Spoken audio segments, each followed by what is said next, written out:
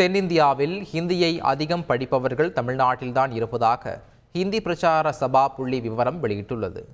3வது மொழியாக ஹிந்தியை மாணவர்கள் படிக்க வேண்டுமென மத்திய அரசு விரும்பும் நிலையில் ஹிந்தி திணிப்பை அனுமதிக்க மாட்டோம் என தமிழக அரசும் பல்வேறு அரசியல் கட்சிகளும் தெரிவித்து வருகின்றன.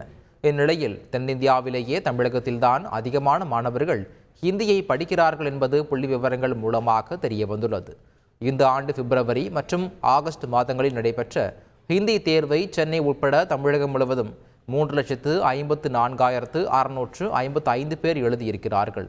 ஹிந்தி பிரச்சார சபா வெளியிட்ட புள்ளி விவரத்தின்படி தென்னிந்திய அளவில் தமிழகம் முதலிடத்தில் இருப்பது குறிப்பிடத்தக்கது.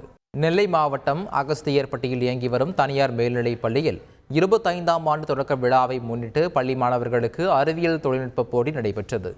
இதில் மாணவ மாணவிகள் விதவிதமாக பல்வேறு அறிவியல் தொழில்நுட்பங்கள் அடங்கிய பொருட்களை வடிவமைத்து கொண்டு வந்தனர்.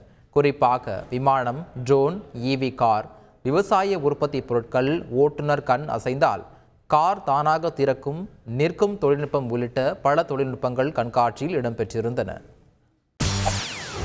செய்திகளை உடனுக்குடன் தெரிந்து கொள்ள உடனே சப்ஸ்கிரைப் பண்ணுங்க.